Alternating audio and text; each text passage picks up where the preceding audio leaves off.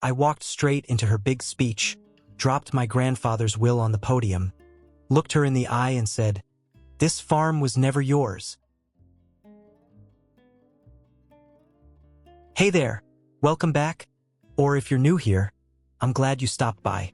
Wherever you are right now, washing dishes, commuting, or just winding down, I hope you're ready to settle in for a story. But before we begin, I want to take a second to say thank you. Some of you have sent kind feedback, and others have been really honest about what could be better. I hear you, and I'm learning every day to make these stories more meaningful. So today, I want to take you into the world of Ellery Grove, a family legacy, quiet farm, and a granddaughter who never asked for power, but ended up having to fight for it anyway. Maybe you've been in a situation like this before, where doing the right thing meant standing alone. Or maybe you've seen someone choose silence over control. Either way, I hope you'll stay until the end to see how Rowan faces betrayal, pressure, and truth, and what it really means to honor someone's legacy. If the story resonates, don't forget to subscribe. Keeps this channel going, and gives me the push to keep sharing stories that matter. Let's begin. They say the land remembers. I never believed that until I stood again at the edge of Ellery Grove, the wind whispering through the cedar trees like a voice long silenced. My name is Rowan Ellery. I'm 31 years old, and 3 months ago, I inherited a piece of land that changed everything. Not just any land, a 120-acre organic farm tucked into the foggy hills of western Oregon. Ellery Grove, the place where I grew up before my mother disappeared, and where my grandfather taught me everything he knew about soil, about weather, about people. He died in October, just as the last of the harvest was coming in. 2 weeks later, I got the call. Gideon Ellery, my grandfather, had left the entire estate to me. Not split, not shared, sole inheritor. The attorney read the line twice just to be sure.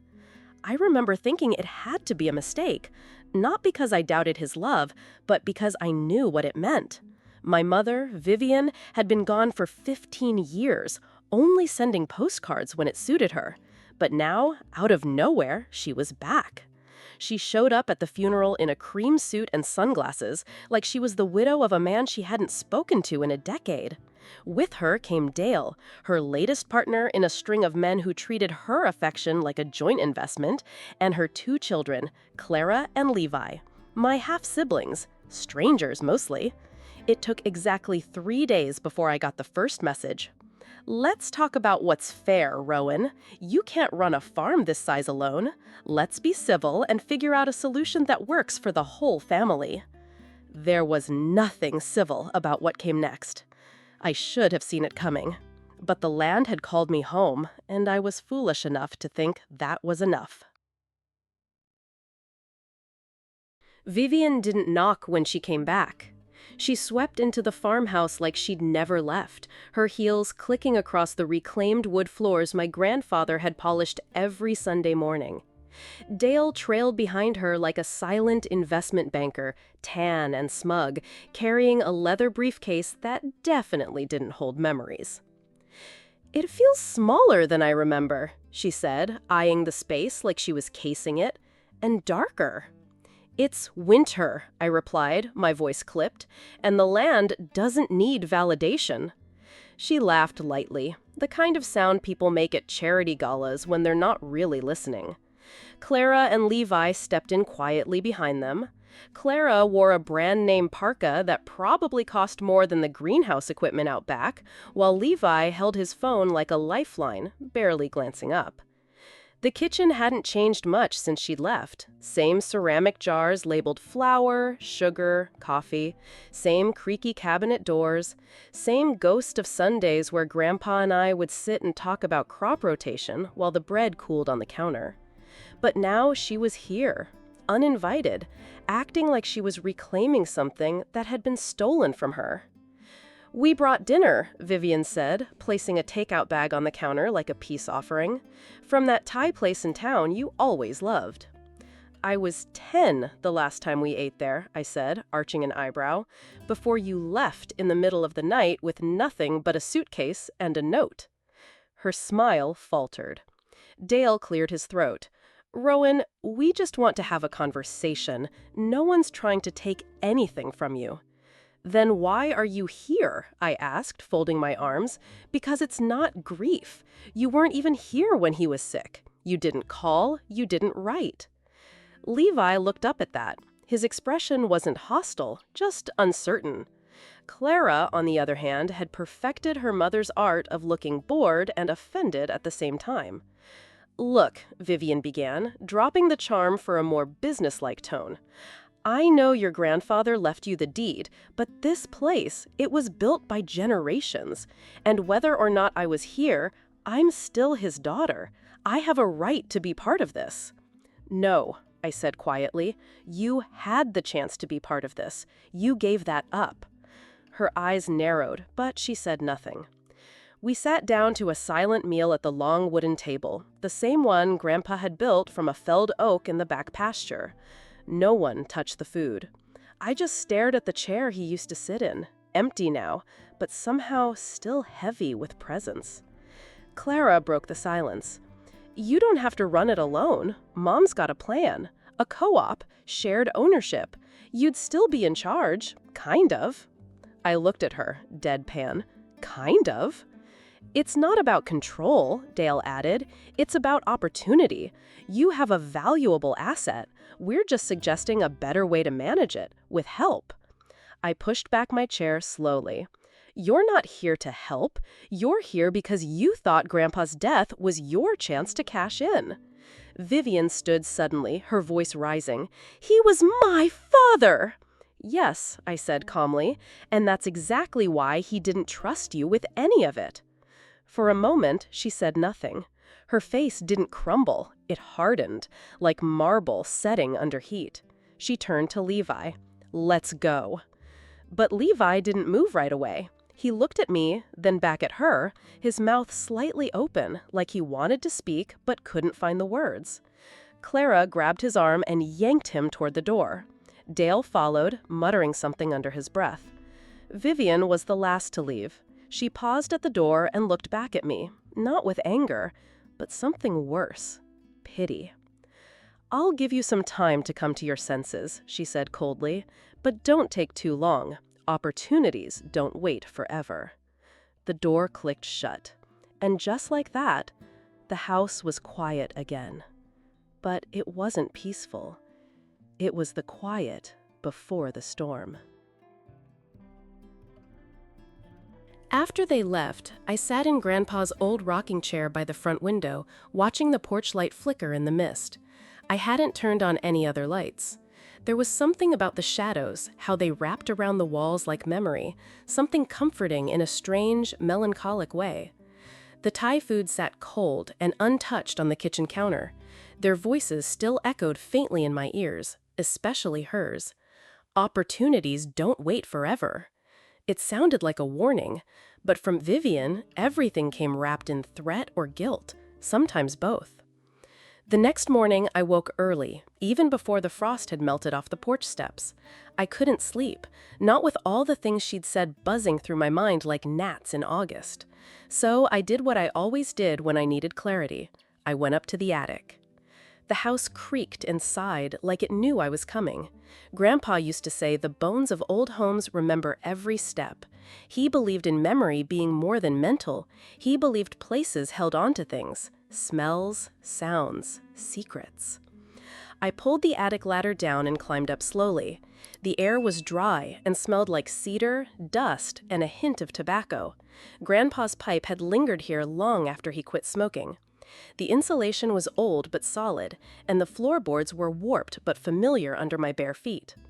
Most of the boxes were labeled in his handwriting. Garden layouts, 1989 to 1994. Tax docs, keep. Photos, military years. I knelt beside a dusty trunk tucked behind the water heater and opened it, unsure what I was even looking for. Inside were ledgers, yellowed papers, receipts, drawings of the greenhouse before it was ever built.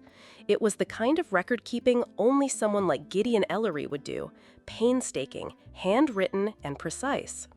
But wedged between two manila folders was something that made my breath catch, a worn leather notebook with a green ribbon wrapped around it and my name written on the cover in permanent marker.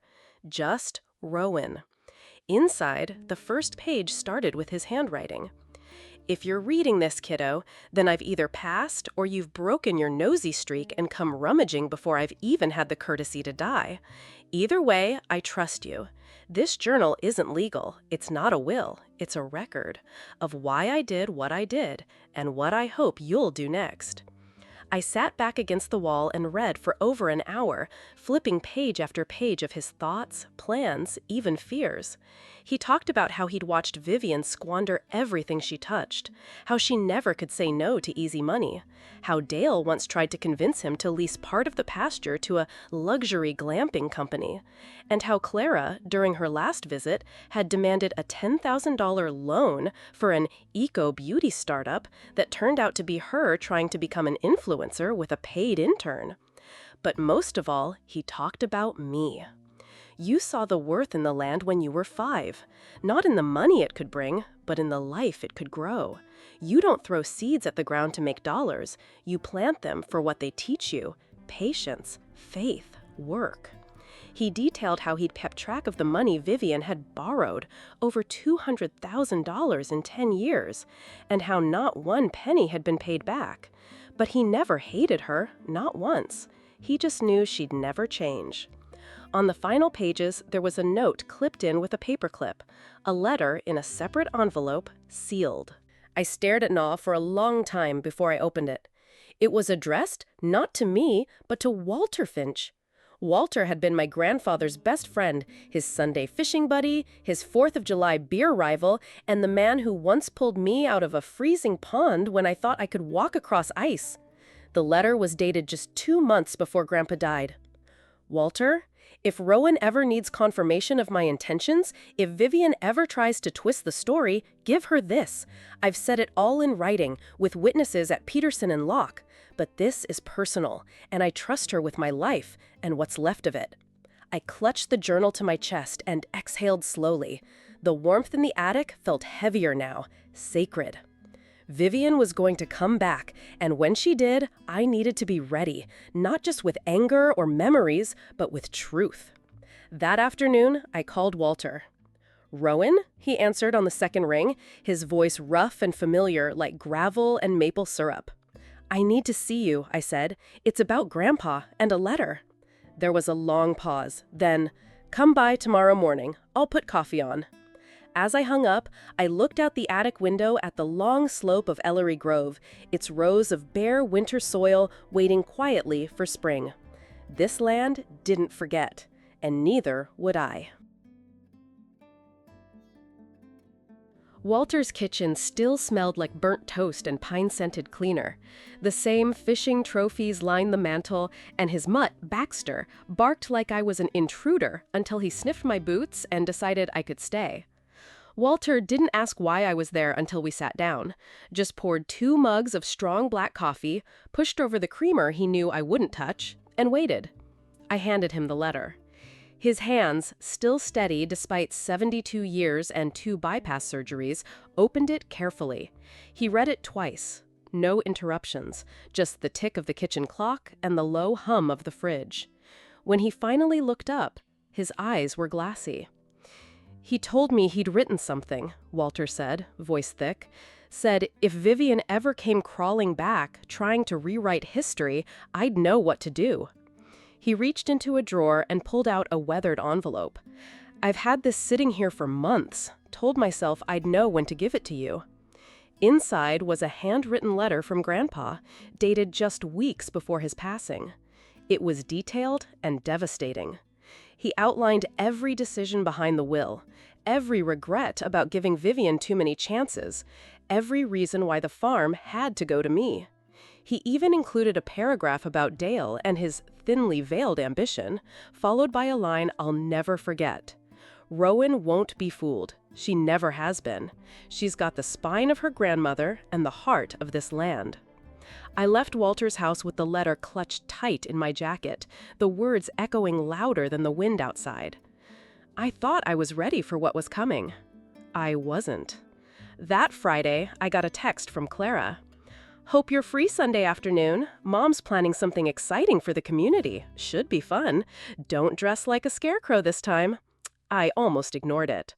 But when I opened the town newsletter later that evening, my stomach dropped. Press event, Revival of Ellery Grove, new agricultural co-op initiative to be announced this Sunday at 2 p.m., hosted by Vivian Ellery and Dale Rourke. There was a photo underneath. My farmhouse, my porch, and a caption, "Returning to her roots, Vivian Ellery breathes new life into family legacy." No mention of me, no mention of Gideon, just her, smiling for the camera like the past millennia hadn't happened.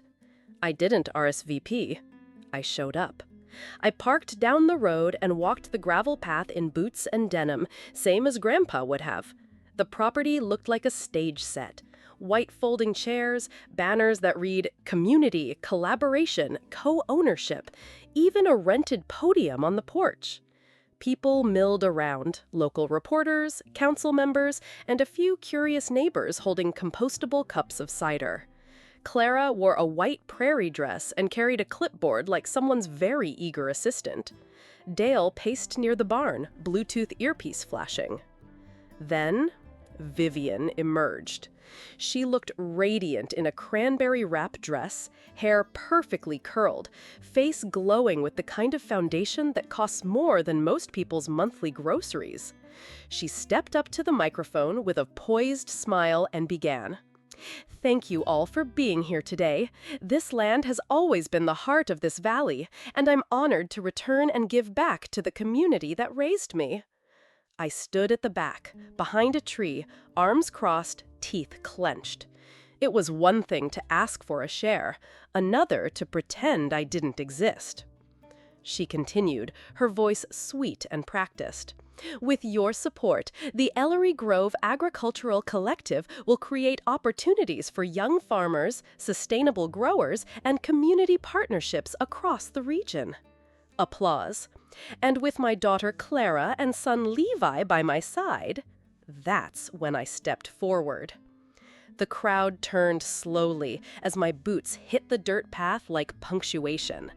I didn't say anything at first, just walked straight to the podium and took out a copy of Grandpa's will, the leather notebook, and the signed letter from Walter, who stood a few feet behind me, arms folded like a granite statue. Vivian's face froze. "Sorry to interrupt," I said, voice steady, "but there seems to be a bit of confusion." I placed the documents down, one by one. "This land isn't part of a collective. It's not for sale. It's not a PR stunt. It's mine." Gasps, a camera shutter. Vivian reached for the mic, but I stepped closer. "My grandfather entrusted this farm to me, not because I'm flashy, not because I'm profitable, but because I showed up, because I stayed, because I learned the names of every tree, weed, and root in this soil." I turned to the crowd. Community is earned, not branded, and legacy isn't built in speeches. It's built in decades of early mornings, frostbitten fingers, and honesty. Vivian tried to speak, but the damage was done. Walter handed the letter to the local councilwoman with a quiet nod. She took it and read silently, eyebrows rising by the second. "I'll be hosting a real community event next weekend," I added, voice cooling.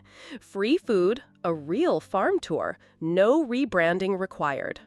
I stepped down from the porch and walked away, not looking back. The applause that followed wasn't loud, but it was real, and that was enough. For the first time in weeks, the house felt like mine again. No flashbulbs, no fake smiles, no one sniffing around with polished shoes and rehearsed speeches. Just me, a chipped coffee mug, and the slow rhythm of wind against the kitchen windows. The silence wasn't peaceful, it carried weight, but at least it was honest. That night, Levi showed up. He didn't text, didn't call, just knocked once, then stood awkwardly on the porch, hood pulled low against the rain. "Hey," he mumbled, water dripping from the bill of his cap. "Hey," I said, opening the door wider. He stepped inside like he wasn't sure if he was allowed to, like the threshold might reject him. I handed him a towel, and he took it without meeting my eyes. "You saw the press thing," I said flatly. He nodded. "Yeah. And?" He rubbed the back of his neck. "It was a lot." I leaned against the counter, arms crossed. "You gonna say I embarrassed the family?" "No," he said quickly, looking up. "No, I think," he hesitated, "I think Mom embarrassed herself. All of us."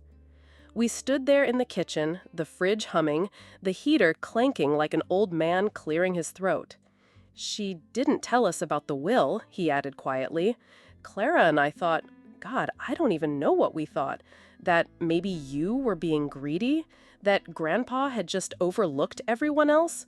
She told us you manipulated him while he was sick, that he wasn't in his right mind." I nodded once. I figured. "But seeing you up there, seeing Walter and the letter and everything," he trailed off, "she lied. Not just to us, to everyone." He looked younger than his 18 years then, not because he was small or soft, but because he looked lost, like a kid who finally realized the adult in the room didn't have a map either.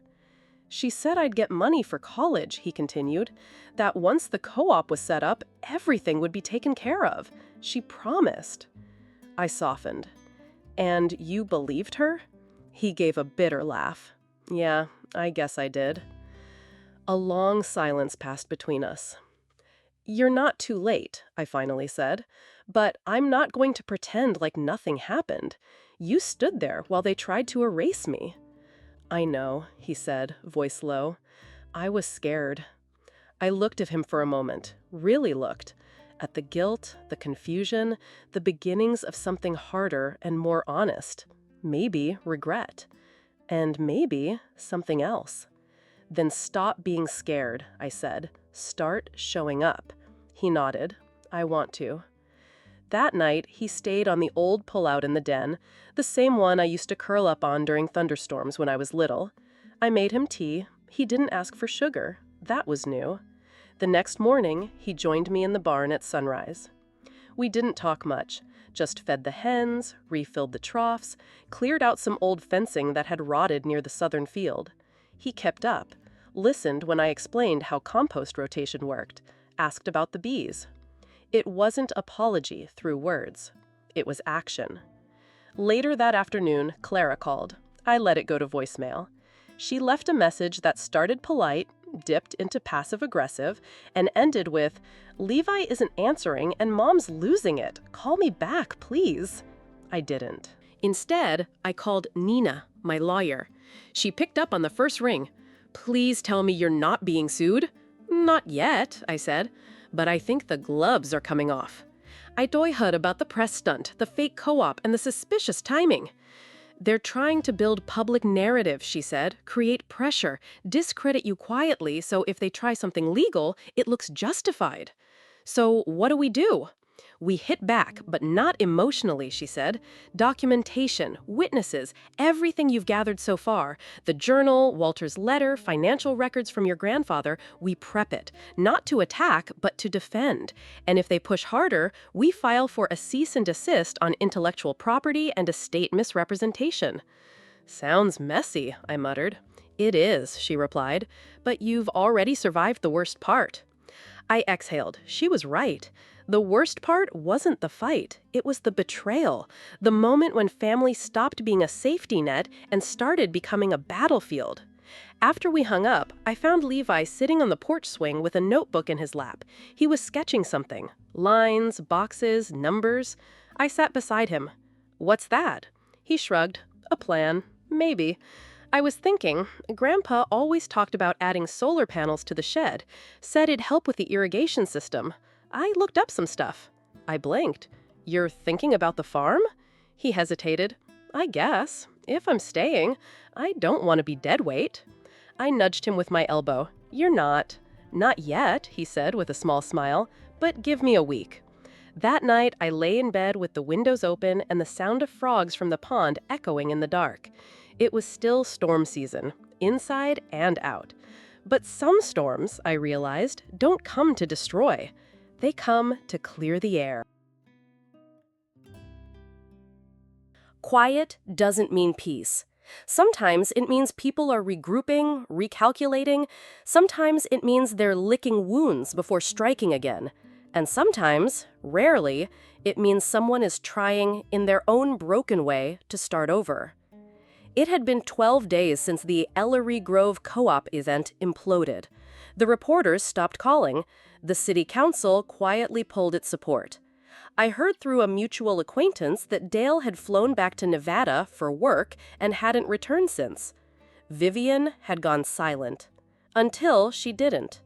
It started small. A card left in the mailbox. No envelope, no stamp, just folded and wedged between catalogs.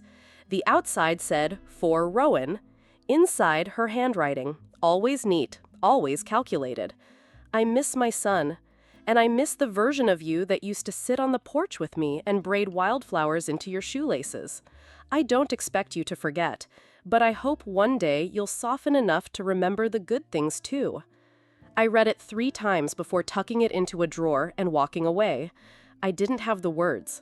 Not yet. Levi saw it, but didn't ask. He'd developed a kind of 6th sense around my boundaries. Respectful, but not afraid to challenge me when it mattered.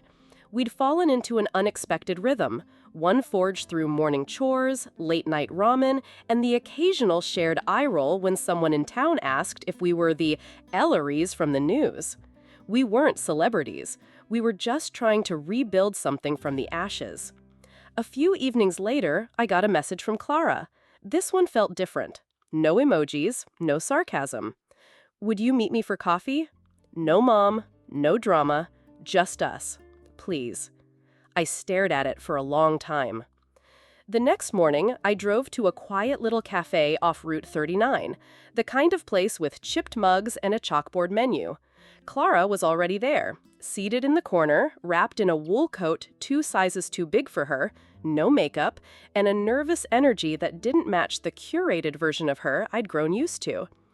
I wasn't sure you'd come, she said, fidgeting with her mug. I wasn't sure either. She nodded, biting her lip. Look, I came to say I'm sorry. I didn't respond, not immediately.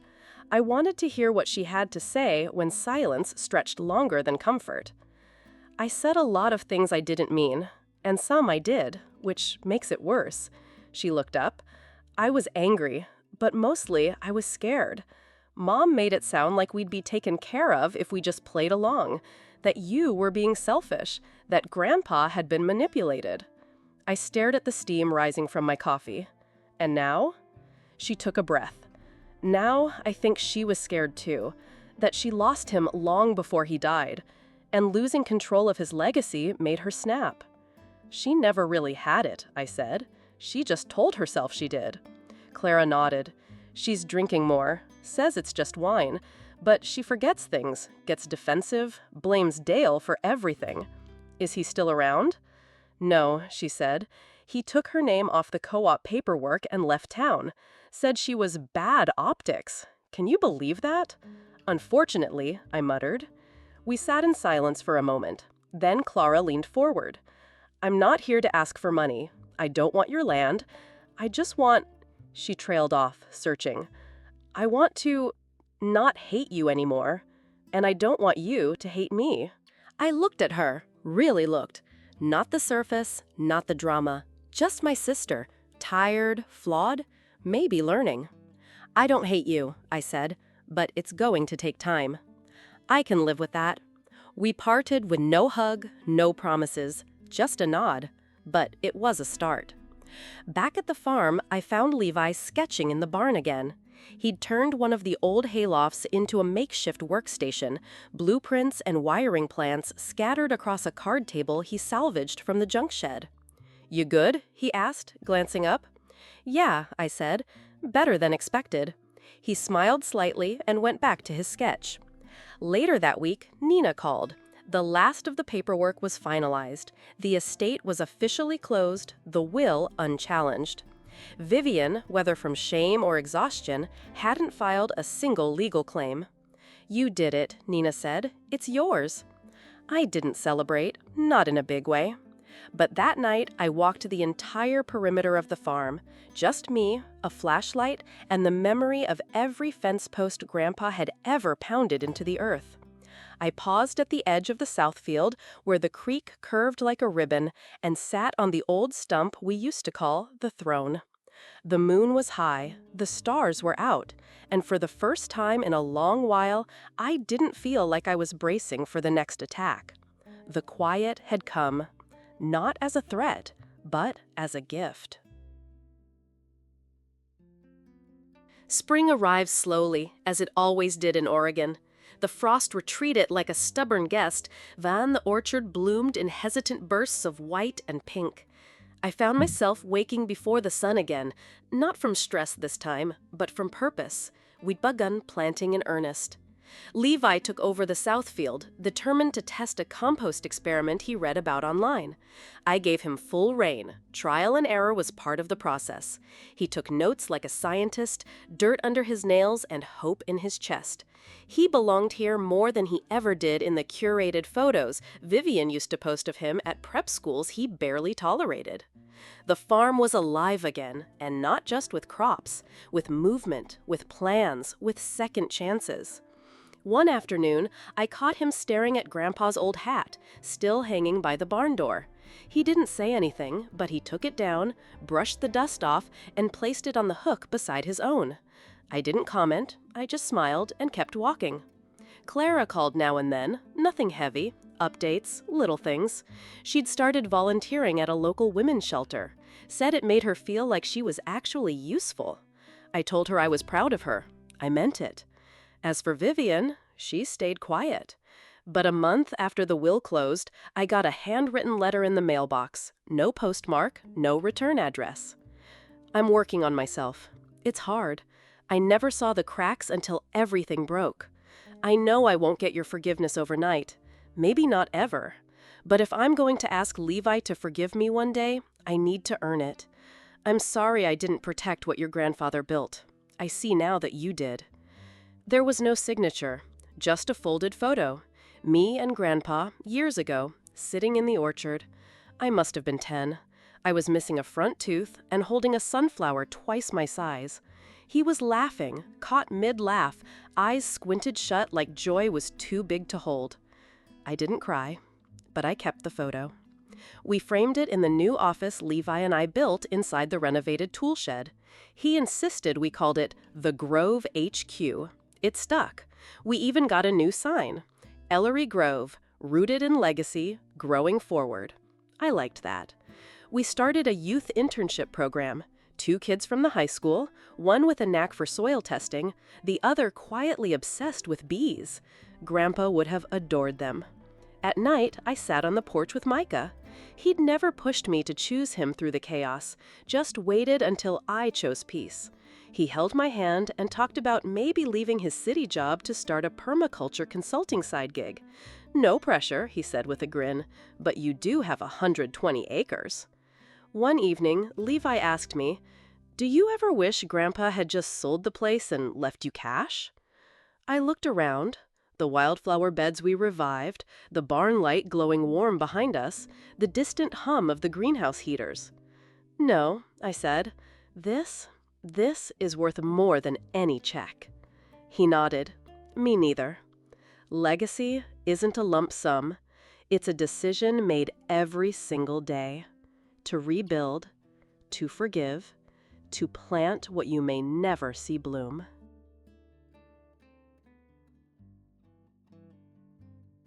So, what do you think? Did Rowan make the right choice? Would you have done the same in her shoes? Or walked away to protect your peace? I'd love to hear your thoughts, your take, or even a story of your own. Drop a comment below, because sometimes the most powerful stories come from you. And if this journey through Ellery Grove resonated with you, don't forget to hit that like button and subscribe. There's another story coming soon, and trust me, you won't want to miss it. Thank you for staying until the very end. Until next time, take care, and choose routes that matter.